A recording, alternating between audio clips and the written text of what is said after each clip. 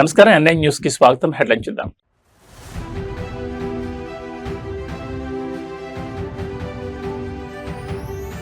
Singapore లో తెలుగు ప్రవాసుల హల్చల్, రాష్ట్ర అధికారిక బృందానికి ఘన స్వాగతం.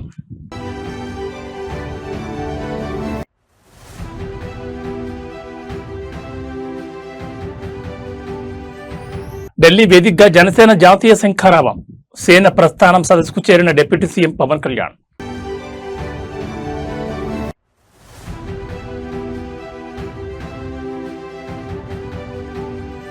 వర్షాలపై అలసత్వం వహిస్తే ఊరుకోం, అవసరమైతే నేనే స్వయంగా రోడ్లపైకొస్తా, అధికారులకు ముఖ్యమంత్రి అల్టిమేటం.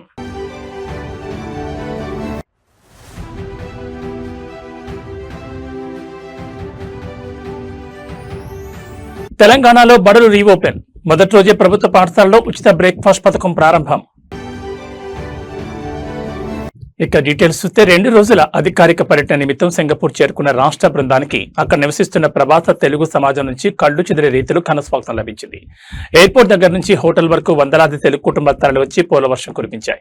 ఈ అపూర్వ ప్రేమాభిమానాలపై సదరు నేత సామాజిక మాధ్యమాల వేదిక స్పందిస్తూ సింగపూర్ తెలుగు ప్రజలకు హృదయపూర్వక ధన్యవాదాలు తెలిపారు. సింగపూర్ పర్యటనలో ఉన్న లీడర్ను కలిసేందుకు అక్కడి స్థానిక తెలుగు అసోసియేషన్ ప్రతినిధులతో పాటు ఎంతో మంది సామాన్య తెలుగు ప్రజలు తమ కుటుంబ సమేతంగా తరలివచ్చారు. చిన్నపిల్లల నుంచి వృద్ధుల వరకు అందరూ ఎంతో ఉత్సాహంగా వచ్చి ఆత్మీయంగా ముచ్చటించారు. ఈ అద్భుతమైన స్పందనపై సదరు నేత ఎమోషనల్ అవుతూ 2 రోజుల పర్యటనకు సింగపూర్ వచ్చిన నాకు, మా బృందానికి ఘన స్వాగతం పలికిన తెలుగు ప్రజలకు హృదయపూర్వక ధన్యవాదాలు. కుటుంబ సమేతంగా తరలివచ్చి మీరు చూపిన ప్రేమాభిమానాలు ఎంతో ఆనందాన్నిచ్చాయి. మీతో మాట్లాడడం చాలా సంతోషాన్నిచ్చింది. మీ అందరి ఆదరణకు ఎప్పటికీ కృతజ్ఞతని అంటూ రాసుకొచ్చారు. అపర్ నేటివ్ ల్యాండ్ లో ఉన్నా కూడా మన సొంత గడ్డపై ఉన్న భావనను కలిగించారని కొనియాడారు. గ్లోబల్ పర్యటనలో ఎక్కడికి వెళ్ళినా తెలుగు వారి ఆత్మీయత ఎల్లప్పుడూ ప్రత్యేకంగా నడుస్తుందని ఈ సింగపూర్ ఈవెంట్ మరోసారి నిరూపించింది.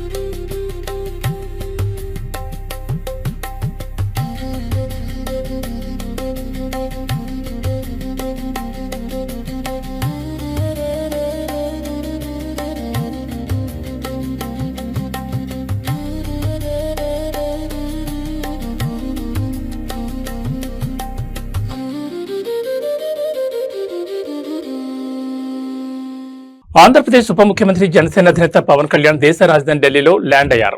రేపు ఢిల్లీ వేదికగా నిర్వహించబోతున్న అత్యంత ప్రాధాన్యత గల సేవా ప్రస్థానం ఫర్ నేషనల్ ఇంటిగ్రిటీ కార్యక్రమంలో పాల్గొనేందుకు ఆయన హస్తనకు చేరుకున్నారు. జాతీయ సమగ్రత, దేశ రక్షణ లక్ష్యంగా జనసేన పార్టీ రూపొందించిన ఈ ప్రత్యేక ఉద్యమ ముఖ చిత్రాన్ని, భవిష్యత్ కార్యాచరణను పవన్ కళ్యాణ్ రేపటి సభలో ఆవిష్కరించబోతున్నారు. జనసేన పార్టీ కార్యాలయం అందించిన సమాచారం ప్రకారం ఈ సేన ప్రస్థానం కార్యక్రమం పార్టీ చరిత్రలో ఒక మైలురాయిగా నిలవనుంది. జాతీయ స్థాయిలో పార్టీ భావజాలాన్ని, దేశ సమగ్రత పట్ల జనసేన కొన్న నిబద్ధతను చాటి చెప్పేలా ఈ ఈవెంట్ ని ప్లాన్ చేశారు. ఈ ప్రోగ్రాం సందర్భంగా పవన్ కళ్యాణ్ పార్టీలోని ముఖ్య నాయకులు, ప్రతినిధులతో ప్రత్యేకంగా సమావేశం కానున్నారు. ఈ ఉద్యమం తాలూకా మూల సిద్ధాంతాలు, భవిష్యత్తులో చేపట్టబోయే రాజకీయ, సామాజిక కార్యాచరణపై ఆయన శ్రేణులకు స్పష్టమైన రూట్ మ్యాప్ ఇవ్వనున్నారు. కేంద్ర పెద్దలతో కూడా డిప్యూటీ సీఎం భేటీ అయ్యే అవకాశం ఉండడంతో ఈ పర్యటన ప్రాధాన్యత సంతరించుకుంది.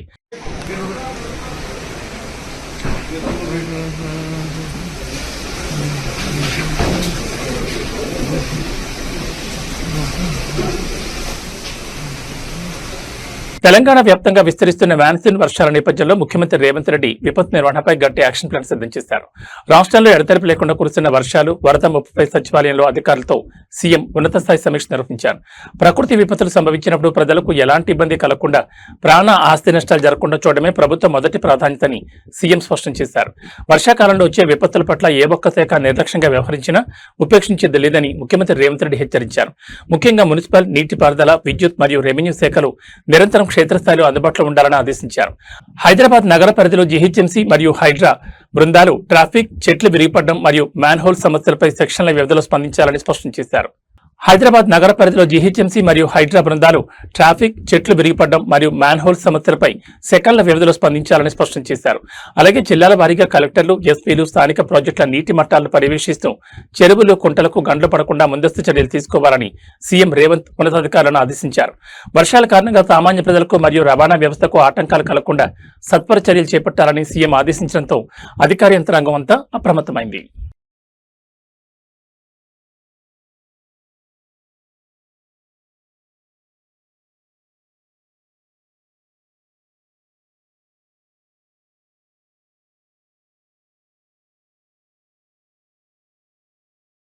తెలంగాణ వ్యాప్తంగా ఇవాళ ప్రభుత్వ పాఠశాలలు సరికొత్త హంగులతో పునఃప్రారంభమయ్యాయి. సరిగ్గా బడి తెరిచిన మొదటి రోజే విద్యార్థులకు రాష్ట్ర ప్రభుత్వం అద్భుతమైన కానుక అందించింది. ప్రభుత్వ బడుల్లో చదువుకునే పేద విద్యార్థుల కోసం ప్రతిష్టాత్మక ఉచిత బ్రేక్ఫాస్ట్ పథకాన్ని ఇవాళ ఘనంగా ప్రారంభించింది. హైదరాబాద్ లోక్ భవన్ పాఠశాలలో రవాణా మరియు బీసీ సంక్షేమ శాఖ మంత్రి పొన్నం ప్రభాకర్ ఈ పథకాన్ని స్వయంగా ప్రారంభించారు. ఈ సందర్భంగా పాఠశాలలో ఒక బాలిక మంత్రికి ఎంతో ఆత్మీయంగా టిఫిన్ తినిపించిన అద్భుత దృశ్యం అందరి హృదయాలను ఆకట్టుకుంది. సుదీర్ఘ వేసవి సెలవుల తర్వాత ఇవాళ బడిబాట పట్టిన పిల్లలకు ఉపాధ్యాయులు గులాబీ పూలు, చాక్లెట్లు ఇచ్చి ఘన స్వాగతం పలికారు. ప్రభుత్వ ఆదేశాల ప్రకారం మొదటి రోజే విద్యార్థులకు ఉచిత బ్రేక్ఫాస్ట్ అందించేందుకు 1269 పాఠశాలలో సర్వం సిద్ధం చేశారు. లోక్ భవన్ స్కూల్లో జరిగిన మెగా లాంచ్ లో మంత్రి పొన్నం ప్రభాకర్ విద్యార్థులతో కలిసి కింద కూర్చుని టిఫిన్ చేశారు. ఈ సందర్భంగా పక్కనే కూర్చున్న ఒక చిన్నారి ఎంతో ముద్దుగా మంత్రి పొన్నం ప్రభాకర్ కు తన చేతులతో టిఫిన్ తినిపించింది. ఆ బాలిక చూపిన అమాయకపు ప్రేమాభిమానాలకు మంత్రి ఎంతో మురిసిపోయారు. విద్యార్థులు ఉదయాన్నే ఖాళీ కడుపుతో బడికి రాకూడదనే ఉద్దేశంతోనే పౌష్టికాహారంతో కూడిన వేడివేడి బ్రేక్ఫాస్ట్ ను ప్రభుత్వం అందిస్తోందని, దీనివల్ల డ్రాప్అవుట్స్ తగ్గి హాజరు శాతం భారీగా పెరుగుతుందని మంత్రి ఈ సందర్భంగా ఆశాభావం వ్యక్తం చేశారు. మొదటి రోజు విజయవంతంగా ప్రారంభమైన ఈ బ్రేక్ఫాస్ట్ స్కీమ్ పై విద్యార్థుల తల్లిదండ్రులు హర్షం వ్యక్తం చేస్తున్నారు.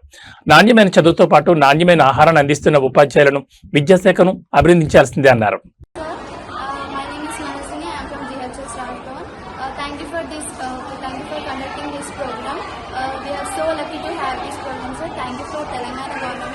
చాలా లక్కీగా, మేము చాలా ప్రౌడ్గా ఫీల్ అవుతున్నాం. మాకు తెలంగాణ గవర్నమెంట్ ఎన్ని ఫెసిలిటీస్ ఇస్తున్నది. మేము మార్నింగ్ కొంచెం లేట్గా బ్రేక్ఫాస్ట్ వల్ల స్కూల్కి రావడం లేట్ అవుతుంది. ఇంకా మమ్మీ వాళ్ళకు కూడా కొంచెం ఇబ్బంది అవుతుంది మార్నింగే లేసి బ్రేక్ఫాస్ట్ చేయడం. కానీ ఇప్పుడు కానీ స్కూల్లోనే బ్రేక్ఫాస్ట్ పెడుతున్నారు. సో మేము చాలా హ్యాపీగా ఉన్నాం. ఇంకా మా పేరెంట్స్ కూడా చాలా హ్యాపీగా ఫీల్ అవుతున్నారు.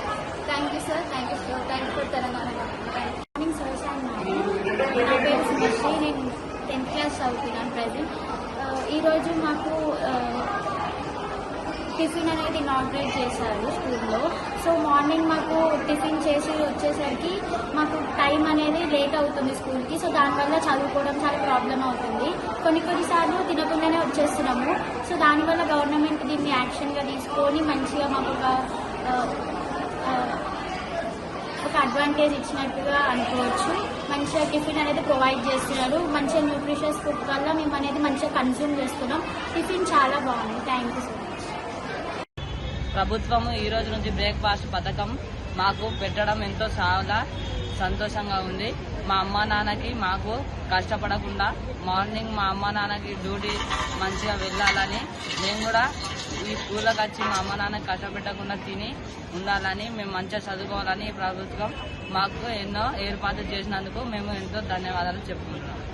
అంతర్జాతీయ వేదికపై భారత సాంకేతిక స్టార్టప్ సత్తాను చాటి చెప్తూ ఫ్రాన్స్ పర్యటనలో ఉన్న ప్రధాని నరేంద్ర మోడీ సరికొత్త అధ్యాయాన్ని లిఖించారు.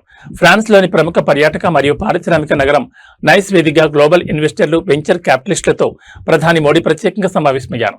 అనంతరం ఫ్రాన్స్ అధ్యక్షుడు ఇమాన్యుయల్ మాక్రాన్ తో కలిసి భారత్ ఇన్నోవేట్స్ 2026 ప్రదర్శనను ప్రధాని సంయుక్తంగా ప్రారంభించారు.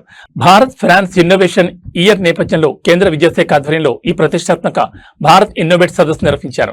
ఈ ప్రదర్శనను ప్రారంభించడానికి ముందు ప్రధాని మోడీ గ్లోబల్ వెంచర్ క్యాపిటలిస్టులు, పారిశ్రామిక దిగ్గజాలతో ముఖాముఖి మాట్లాడారు. భారతదేశంలో పెట్టుబడులకు ఉన్న అపారమైన అవకాశాలను వారికి వివరించారు. అనంతరం జరిగిన ప్రారంభోత్సవ సభలో ప్రధాని మోడీ మాట్లాడుతూ ఇన్నోవేషన్ అనేది భారత్ డిఎన్ఏలోనే ఉందని, నేడు 2 లక్షల స్టార్టప్లతో భారత్ ప్రపంచంలోని 3వ అతిపెద్ద స్టార్టప్ ఎకోసిస్టమ్ గా ఎదిగిందని స్పష్టం చేశారు. గ్లోబల్ ఇన్నోవేషన్ తదుపరి అధ్యాయాన్ని భారత్ తో కలిసి నిర్మించాలని ప్రపంచానికి పిలుపునిచ్చారు. ఈ సదస్సులో artificial intelligence, semi conductors, quantum computing, biotechnology, space technology వంటి కీలక రంగాలకు చెందిన 120కి పైగా భారతీయ డీప్ టెక్ స్టార్టప్లు, ఐఐటీల వంటి 15కు పైగా ప్రముఖ విద్యా సంస్థలు తమ ఆవిష్కరణలను ప్రదర్శించాయి. భారత ఆవిష్కరణల వేగాన్ని చంద్రయాన్ 3 సాధించిన ఘనతను ఫ్రాన్స్ అధ్యక్షుడు ఇమాన్యుయల్ మాక్రాన్ ఈ వేదికపై ప్రత్యేకంగా అభినందించారు. ఫ్రాన్స్ వెలుపల తొలిసారిగా ఈ సదస్సు నైస్ నగరంలో జరగడం ఇరు దేశాల ప్రత్యేక వ్యూహాత్మక భాగస్వామ్యానికి నిదర్శనమని ఆయన పేర్కొన్నారు. ఈ పర్యటనతో భారత్ ఫ్రాన్స్ ఆర్థిక, సాంకేతిక సంబంధాలు మరింత పటిష్టం కానున్నాయి. इनोवेट्स की शुरुआत एक प्रकार से हो चुकी है। प्रधानमंत्री नरेंद्र मोदी यहाँ आंचल मौजूद नजर आ रहे हैं और तमाम इंडस्ट्री के बड़े बड़े प्लेयर्स भी और विदेश मंत्री के साथ साथ एनएसए अजीत डोभाल भी यहाँ पर नजर आ रहे हैं और वाणिज्य मंत्री पीयूष गोयल भी प्रथम पंक्ति में ही नजर आ रहे हैं। बिल्कुल, और आप यहाँ पर नारायण मूर्ति को भी देख सकते हैं और किस तरह से इन्फोसिस के नारायण मूर्ति भी यहाँ पर भारत इनोवेट्स में मौजूद हैं। आप देख सकते हैं कि ये तस्वीर बताती है कि कैसे इनोवेशन और तकनीक के माध्यम से जिन स्मार्ट सॉल्यूशंस का हम जिक्र कर रहे हैं वो स्मार्ट सॉल्यूशन कैसे कॉस्ट इफेक्टिव है और वो कॉस्ट इफेक्टिव होने के साथ साथ कैसे लोगों की जिंदगियों में बदलाव ला सकते हैं। नारायण मूर्ति मौजूद हैं प्रधानमंत्री के साथ। यहाँ पर इंडस्ट्री के बिग प्लेयर्स कैसे टेक्नोलॉजी को, जब भी प्रधानमंत्री कहते हैं कि टेक्नोलॉजी कैसे आपकी समाज का दृष्टिकोण बदल सकती है, ये बेहद जरूरी है और यही वार्तालाप चल रहा है। जिस तरह से प्रधानमंत्री यहाँ उद्योग जगत के कई निवेशक मौजूद हैं, कंपनियों के सीईओज हैं जिनके साथ बातचीत करते हुए नजर आ रहे हैं। क्योंकि जब भी हम आर्टिफिशियल इंटेलिजेंस की बात करते हैं तो प्रधानमंत्री इनोवेटर्स से, टेक्नीशियंस से हमेशा ये कहते हैं पुल अप योर सॉक्स, किस लिए कि आप इसमें समाज के दृष्टिकोण के लिहाज से कितना बड़ा सकारात्मक बदलाव ला सकती है आपकी तकनीक, ये बेहद अहम है आरेंद्र। बिल्कुल, और निश्चित तौर से हम तमाम जो अलग अलग क्षेत्र हैं तकनीक के, उनके दिग्गजों के साथ प्रधानमंत्री की ये मुलाकात, उद्योग जगत के कई निवेशक हैं, कंपनियों के सीईओ हैं, एक मंच पे इनको लाकर उनके साथ संवाद करना, प्रधानमंत्री का बेहद रुचिपूर्ण तरीके से बात करना, एआई, क्वांटम, डीप टेक और जो फाइनेंशियल जो सेक्टर्स हैं उनके जो निवेशक हैं उनसे संवाद करना, यानी भारत में भारत की सरकार के द्वारा, प्रधानमंत्री मोदी के द्वारा एक आधार तैयार करना कि हम किस तेजी से आगे बढ़ेंगे, हमारा डायरेक्शन क्या होगा और दुनिया के साथ में कदम ताल करने की दिशा में कैसे फैसिलिटेटर की तरीके से काम करना है ताकि भारतीय जो हमारा टैलेंट है, जिसका जिक्र आपने आईटी के माध्यम से किया था, इंडियन टैलेंट के माध्यम से उसको दुनिया की टेक्नोलॉजी के साथ कैसे जोड़ा जाए, तो दुनिया की तकनीक भारत का टैलेंट। ప్రకాశం జిల్లాలో పొగాకు రైతులు ఎదుర్కొంటున్న ఇబ్బందులు, సాగు నియంత్రణపై ఓ ఆసక్తికరమైన సంభాషణ ఇప్పుడు సోషల్ మీడియాలో చర్చనీయాంశంగా మారింది.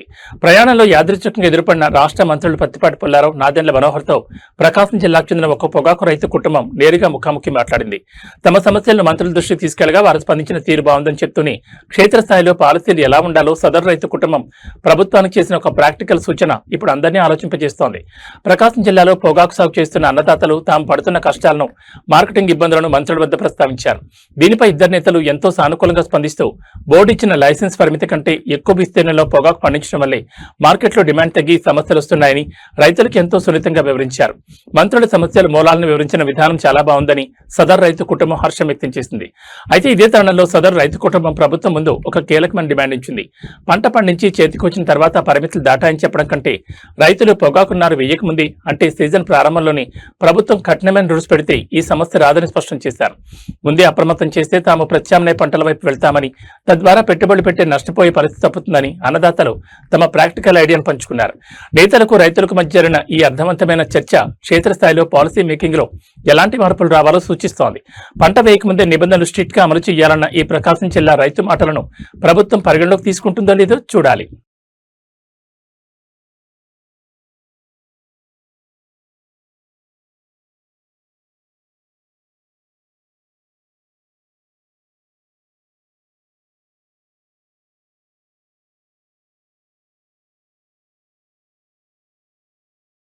ఉమ్మడి కర్నూలు జిల్లాను మాన్సూన్ వర్షాలు వణికిస్తున్నాయి. కర్నూలు, నంద్యాల జిల్లాలో శనివారం రాత్రి నుంచి కురుస్తున్న రికార్డు స్థాయి భారీ వర్షాలకు వాగులు, వంకలు ఉప్పొంగి ప్రవహిస్తున్నాయి. పలు ప్రధాన రహదారులపైకి వరద నీరు చేరడంతో గ్రామాల మధ్య రాకపోకలు పూర్తిగా స్తంభించిపోయాయి. లోతట్టు ప్రాంతాల్లోని నివాస సముదాయాలకి మురుగునీరు, వరద నీరు చేరడంతో ప్రజలు తీవ్ర ఇబ్బందులు పడుతున్నారు. కర్నూలు జిల్లా హలార్వి మండలంలో పరిస్థితి అత్యంత దారుణంగా మారింది. చేరువంక వద్ద వరద నీరు రోడ్డుపై నుంచి ఉధృతంగా ప్రవహిస్తుండటంతో హలహర్వి మరియు గుల్యం గ్రామాల మధ్య ప్రయాణం పూర్తిగా నిలిచిపోయింది. వాహనాలేవి ముందుకు కదలలేని పరిస్థితి నెలకొంది. అటు ఎమ్మిగినూరు మండలంలోనూ ఇదే రకమైన జలదిగ్బంధం కనిపిస్తోంది. కడివేల గ్రామం వద్ద కప్పల్వంక వాగు ఉగ్రరూపం దాల్చింది. బ్రిడ్జిపై నుంచి వరద నీరు పారుతుండటంతో ఎమ్మిగినూరు మరియు పత్తికొండ మధ్య ప్రధాన రహదారిపై ట్రాఫిక్ తీవ్ర అంతరాయం ఏర్పడింది. ప్రయాణికులు ప్రాణాలను గుప్పెట్లో పెట్టుకుని గంటల తరబడి రోడ్లపైనే వేచి చూస్తున్నారు. ఇక గొనిగండ్ల మండల పరిధిలోని వరద పోటెత్తింది. ఎగువ ప్రాంతాల నుంచి వస్తున్న భారీ ఇన్ఫ్లో కారణంగా గంజిహళ్లి గ్రామం సమీపంలో ఉన్న మల్లెడ వాగు ఉప్పొంగి ప్రవహిస్తోంది. వాగు పరివాహక ప్రాంతాల ప్రజలు అప్రమత్తంగా ఉండాలని అధికారులు హెచ్చరిస్తున్నారు. నిరంతరం కురుస్తున్న వర్షాల నేపథ్యంలో అధికారులు కంట్రోల్ రూమ్ లోనే ఏర్పాటు చేశారు. వరద ఉధృతి తగ్గే వరకు ఎవరూ బాగులు, వంకలు దాటే సాహసం చేయొద్దని పోలీసులు హెచ్చరిస్తున్నారు.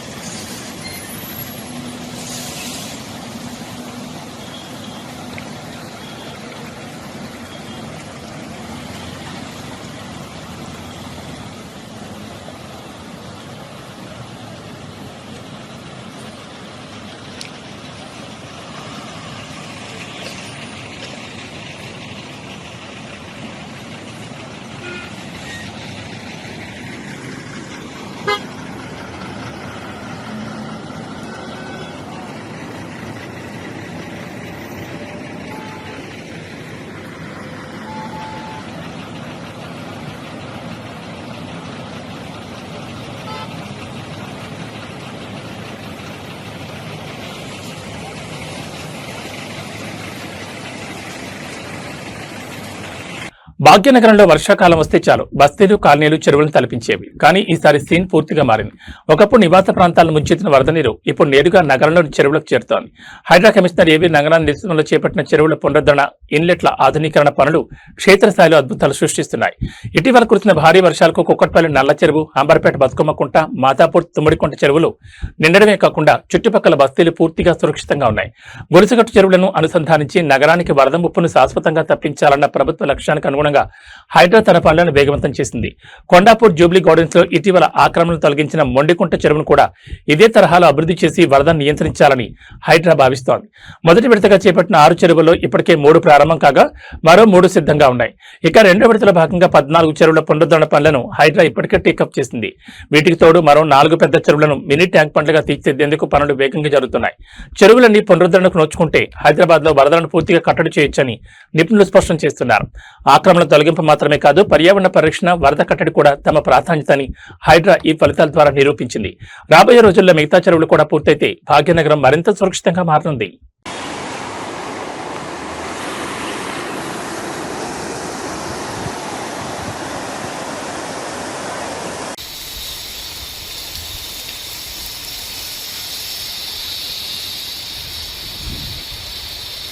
హైదరాబాద్ నగర చరిత్రను, సంస్కృతిని, భవిష్యత్తును ఒకే వేదికపై ఆవిష్కరించే గొప్ప వారసత్వ సంపద సాలార్జంగ్ మ్యూజియం. ప్రపంచ నాగరికతల అమూల్య కళాఖండాలను భద్రపరుస్తూ మత సామరస్యానికి, లౌకిక విలువలకు నిదర్శనంగా నిలిచిన ఈ మ్యూజియం పరిసరాలు ఇప్పుడు అంతర్జాతీయ స్థాయిలో రూపురేఖలు మార్చుకోబోతున్నాయి. మ్యూజియం పక్కనే ప్రవహించే మూసీ నదిని లండన్ థేమ్స్ నది తరహాలో గ్లోబల్ రివర్ ఫ్రంట్ గా అభివృద్ధి చేస్తూ పాత బస్తీ వారసత్వ కట్టడాలతో అనుసంధానించేందుకు తెలంగాణ ప్రభుత్వం సరికొత్త యాక్షన్ ప్లాన్ సిద్ధం చేసింది. హైదరాబాద్ ను అంతర్జాతీయ పర్యాటక పట్టణంలో అగ్రస్థానంలో నిలబెట్టేందుకు ప్రభుత్వం మూసీ నది పునరుద్ధరణను అత్యంత ప్రతిష్టాత్మకంగా తీసుకుంది. సాలార్జంగ్ మ్యూజియంను పాత బస్తీలోని ఇతర చారిత్రక కట్టడాలైన చార్మినార్, చౌమహల్లా ప్యాలెస్లతో అనుసంధానం చేయనున్నారు. దీని ద్వారా ఇక్కడికి వచ్చే అంతర్జాతీయ పర్యాటకులు ఒకే రూట్లో హైదరాబాద్ సంస్కృతిని వీక్షించేలా కారిడార్ను డిజైన్ చేస్తున్నారు. ప్రభుత్వ ఆలోచన ప్రకారం వారసత్వ పరిరక్షణ అంటే కేవలం చరిత్రను కాపాడడం మాత్రమే కాదు. దీని ద్వారా స్థానిక పారిశ్రామిక రంగాన్ని బలోపేతం చేయడం, వేలాది మందికి నూతన జీవనోపాధి కల్పించడం, యువతకు స్ఫూర్తినిచ్చి భవిష్యత్ తరాలకు మన నగర ఆత్మగౌరవాన్ని అందించడం కూడా ఇందులో భాగమని ప్రభుత్వం స్పష్టం చేస్తోంది. ఈ మెగా కారిడార్ ప్రాజెక్ట్ పూర్తయితే ప్రపంచ వ్యాప్తంగా ఉన్న టూరిస్టులకు ఓల్డ్ సిటీ ఒక అద్భుతమైన పర్యాటక అనుభూతినిస్తుందని నిపుణులు అంచనా వేస్తున్నారు. చారిత్రక సంపదను కాపాడుకుంటూనే నగర భవిష్యత్తును అద్భుతంగా తీర్చిదిద్దేందుకు సాగుతున్న ఈ ప్రయత్నం నిజంగా అభినందనీయం.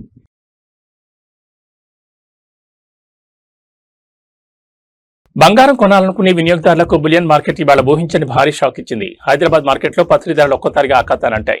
నిన్నటి వరకు ఒకలా ఉన్న ధరలు ఇవాళ ఏకంగా వేలల్లో పెరిగి సరికొత్త రికార్డులు సృష్టించాయి. 24 క్యారెట్ల స్వచ్ఛమైన బంగారం ధర 1.51 లక్షల మార్కును దాటిపోగా వెండి ధర కూడా కేజీపై ఏకంగా 10,000 రూపాయలు పెరిగి షాక్ గురిచేసింది. హైదరాబాద్ బులియన్ మార్కెట్లో ఇవాళ నమోదైన ధరలు ఇన్వెస్టర్లను సైతం ఆశ్చర్యపరుస్తున్నాయి. శరవేగంగా పెరిగిన ధరల ప్రకారం 24 క్యారెట్ల 10 గ్రాముల ప్యూర్ గోల్డ్ రేట్ ఏకంగా 2,450 పెరిగి 1,51,530 మీద ఆల్ టైమ్ హై రికార్డును తాకింది. అటు ఆభరణాల తయారీకి వాడి 22 క్యారెట్ల 10 గ్రాముల పసిడి ధర కూడా తక్కువ తినలేదు. ఇది ఒకే రోజు 2,250 రూపాయలు ఎగిసి 1,38,900గా నమోదైంది. పసిడితో పాటే వెండి కూడా భారీ పరుగులు పెట్టింది. పరిశ్రమల నుంచి డిమాండ్ పెరగడంతో కేజీ వెండిపై ఏకంగా 10,000 పెరిగి ఏకధాటిగా 2,80,000కి చేరింది. సాధారణంగా భౌగోళిక రాజకీయ ఉద్రిక్తతలు పెరిగినప్పుడు బంగారం రేట్లు పెరుగుతాయి. కానీ అమెరికా ఇరాన్ యుద్ధం ముగిసి మార్కెట్లు కుదిరిపడుతున్న తరుణంలో కూడా ఈ స్థాయిలో రేట్లు పెరగడం గమనార్హం. అంతర్జాతీయంగా కేంద్ర బ్యాంకులు బంగారం నిల్వలను భారీగా కొనుగోలు చేయడం, రూపాయి విలువల్లో హెచ్చుతగ్గుల వల్లే ఈ అసాధారణ ధరల పెరుగుదల చోటు చేసుకుందని మార్కెట్ విశ్లేషకులు చెబుతున్నారు. ఏదేమైనా ఈ పెరిగిన ధరలతో నగల దుకాణాలు వెలవెలబోతున్నాయి. ఇక వాతావరణ విషయానికి వస్తే తెలుగు రాష్ట్రాలను నైరుతి రుతుపవనాలతో పాటు ఉపరితల ద్రోణి ప్రభావం ముంచెత్తోంది. ఇరు రాష్ట్రాల్లోని పలు జిల్లాలు నిన్నటి నుంచి ఎడతెరిపి లేకుండా మోస్తరు నుంచి భారీ వర్షాలు కురుస్తున్నాయి. ఇవాళ ఏపీలోని పలు జిల్లాల్లో పిడుగులతో కూడిన వర్షాలు పడే అవకాశం ఉందని, అటు తెలంగాణలోని రాజధాని హైదరాబాద్ సహా పలు జిల్లాలకు వాతావరణ శాఖ ఎల్లో అలర్ట్ జారీ చేసిందని ఐఎండీ వెల్లడించింది. నైరుతి రుతుపవనాల కదలికలు చురుగ్గా మారడంతో ఆంధ్రప్రదేశ్లో వర్షాలు జోరందుకున్నాయి. ఇవాళ ముఖ్యంగా పార్వతీపురం, మన్యం, అల్లూరు సీతారామరాజు, పశ్చిమ గోదావరి, కృష్ణా, ఎన్టీఆర్ జిల్లాలతో పాటు ప్రకాశం, నెల్లూరు, నంద్యాల, తిరుపతి జిల్లాలో పిడుగులు పడే ప్రమాదం ఎక్కువగా ఉందని అధికారులు హెచ్చరించారు. పొలాల్లో పనిచేసే రైతులు, గొర్రెల కాపరులు చెట్ల కింద ఆశ్రయం పొందొద్దని సూచించారు. ఇక తెలంగాణ విషయానికి వస్తే రాజధాని హైదరాబాద్ సహా ఆదిలాబాద్, కొమరంభీం, ఆసిఫాబాద్, మంచిర్యాల, ములుగు, భద్రాద్రి కొత్తగూడెం, ఖమ్మం, నల్గొండ, సూర్యాపేట, వనపర్తి జిల్లాలకు వాతావరణ శాఖ ఎల్లో అలర్ట్ ప్రకటించింది. గంటకు 30 నుంచి 40 కిలోమీటర్ల వేగంతో ఎదురుగాలులు వీస్తూ ఉరుములు, మెరుపులతో కూడిన మోస్తరు వర్షాలు కురిసే అవకాశం ఉందని స్పష్టం చేసింది. వర్షాల నేపథ్యంలో జీహెచ్ఎంసీతో పాటు ప్రభావిత జిల్లాల మున్సిపల్ సిబ్బంది అలర్ట్ అయ్యారు. రాబోయే 24 గంటల్లో ద్రోణి ప్రభావం మరింత పెరిగే ఛాన్స్ ఉన్నందున ప్రయాణాల్లో ఉన్నవారు అప్రమత్తంగా ఉండాలని సూచించారు.